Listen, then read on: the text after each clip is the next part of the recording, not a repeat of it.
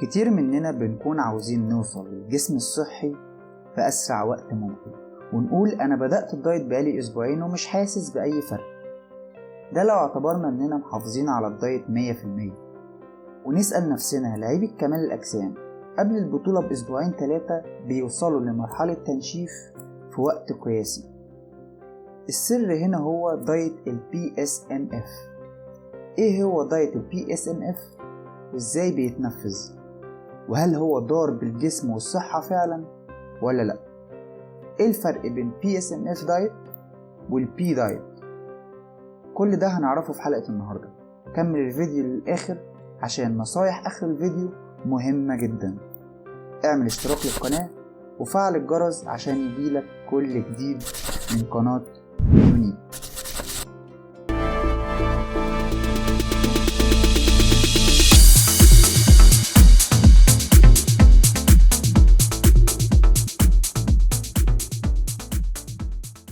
ال PSMF هو اختصار لبروتين سبيرنج موديفايد فاستنج، وهو من أقصى وأصعب أنواع الدايت. هو قادر إنه ينزلك 15 كيلو في شهر، طبعا على حسب طبيعة كل جسم. وهو نظام يعتمد على البروتين بس، وشوية كربوهيدرات وشوية دهون، بس مش من مصادر مباشرة، وده هنعرفه كمان شوية. وبيكون مختلف شوية في حساب السعرات اللي بيدخلها جسم، عشان كده ما ينفعش ان هو يعتمد عليه كأسلوب حياة. هو مجرد نظام غذائي مؤقت عشان نخس في أسرع وقت. ال PSMF بيكون مفيد لو عملته صح، وخطر جدا لو عملته غلط.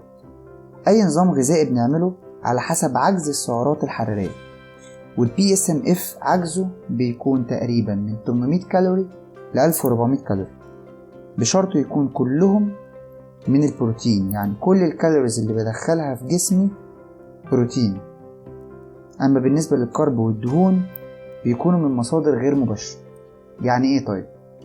مثال، لو أنا واخد سعراتي من البروتين كلها، لو نفرض إن هي 1000 كالوري، وأنا سعراتي اليومية اللي أنا حاسبها المفروض في دايت ال PSMF 1200 كالوري، باخد ال 200 كالوري اللي باقيين من السعرات الحرارية اليومية من دهون وكربوهيدرات من مصادر غير مباشرة.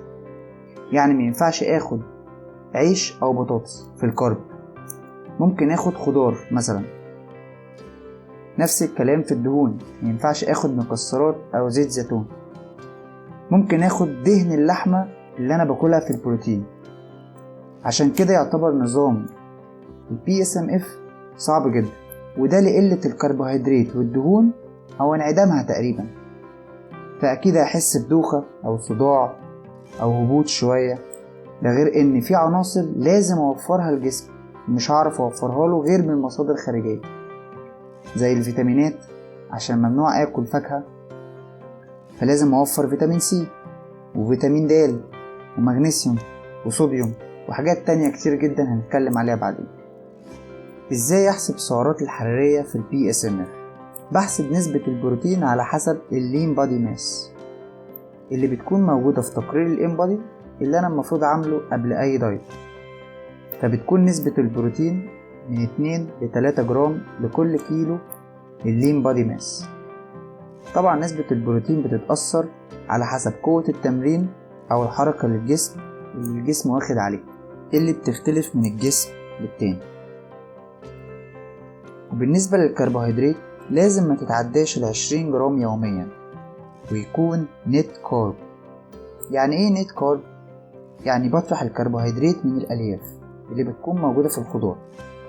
زي ما متفقين ان مصدر الكربوهيدرات هيبقى من مصادر غير مباشرة اللي هي الخضار.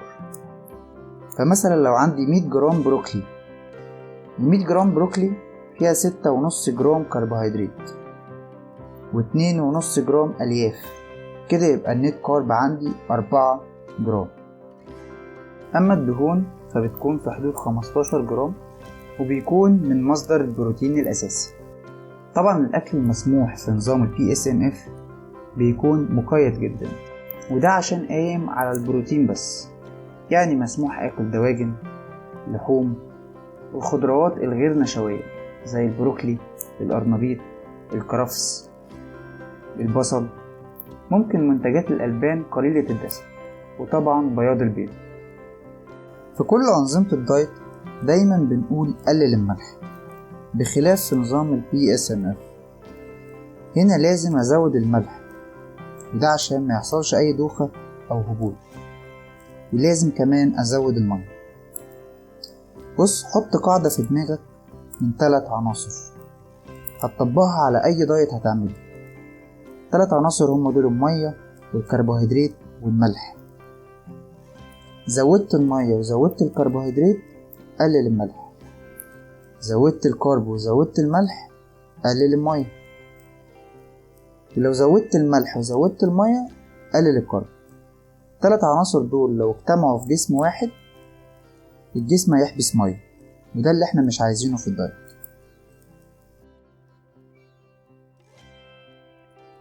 ازاي بنفذ ال PSMF؟ في طريقتين لل PSMF. اول طريقة ان انا باخد اول 7 ايام دايت، واليوم الثامن باخده ريفيد داي.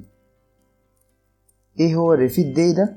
بدخل في اليوم ده كمية كربوهيدرات عالية عشان اخلي مخازن الجلايكوجين تتملي على الاخر. وبعد ما اخلص اليوم الريفيد داي بروح واخد 7 ايام دايت كمان، واليوم الثامن ريفيد داي كمان، لغاية لما اخلص المدة بتاعة ال PSMF. دي اول طريقة. تاني طريقة، باخد 11 يوم دايت متواصل، وفي اليوم ال 12 وال 13 باخدهم ريفيد داي، وبكمل بقية الاسبوع بتاعي PSMF عادي جدا. ملحوظة مهمة، لازم اقلل الملح في الريفيد داي. زي ما قلنا مينفعش المية والكربوهيدرات والملح يتجمعوا مع بعض، فانا عليت الكربوهيدرات وهعلي المية وهقلل الملح. مين اللي محتاج ال PSMF؟ اهم ناس محتاجة النظام ده هم البادي بيلدرز، وده عشان عايزين يوصلوا لأقل نسبة دهون مع الاحتفاظ بالكتلة العضلية. زي ما احنا عارفين ال PSMF كله قايم على البروتين، فهيحافظ على الكتلة العضلية مع أقل نسبة دهون. تاني ناس وهم الرياضيين المحترفين اللي مطالبين بوزن معين في اللعبة بتاعتهم. تالت شخص ده الشخص اللي وزنه بيكون عالي جدا وعايز يخس في وقت قليل، بس لازم تحت إشراف طبيب. رابع شخص وده الشخص اللي بيبقى عنده مناسبة أو فرح قريب، وبرضه لازم تحت إشراف طبيب. من وجهة نظري أنا ما بنصحش بالنظام الدايت ده تماما لو أنت شخص عادي، ده عشان مفهوش أي مصدر طاقة، فأنا ممكن أروح لنظام دايت تاني يكون متوازن أكتر من كده. طب إيه الفرق بين ال PSMF دايت وال PE دايت؟ باختصار، ال PSMF بيعتمد على البروتين بس من غير ما نرجع لأي مصدر طاقة تاني، لكن ال P دايت فمسموح بعد ما اخد احتياجي من البروتين اكمل بقية سعراتي اليومية من مصادر طاقة، بشرط اني اقلل المصادر المباشرة من الكربوهيدرات. الخلاصة، دايت ال PSMF من اقوى واكتر الانظمة الغذائية الضارة للجسم. ما ينفعش اعمل نظام PSMF من غير ما ارجع لطبيب. الناس اللي زي البادي بيلدرز دول عندهم كذا دكتور غذاء، ده غير التحاليل الشهرية اللي بيعملوها. دايت ال PSMF غير مسموح للناس اللي عندها نوبات قلبية أو عدم انتظام في ضربات القلب، أو ناس بتشتكي تليف في الكبد، أو في حمل أو رضاعة، عشان لا قدر الله ممكن يسبب للوفاة. لو قررت انك تمشي على نظام ال PSMF لازم تكفي جسمك من المكملات الخارجية اللي مش هنقدر نوفرها من الأكل، زي الأوميجا 3 والفيتامينز، الكالسيوم والزنك والكافيين والكرياتين.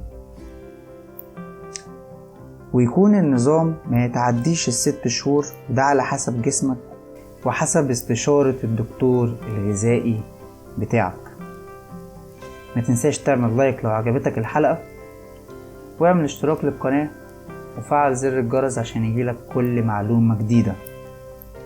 دمتم في رعاية الله.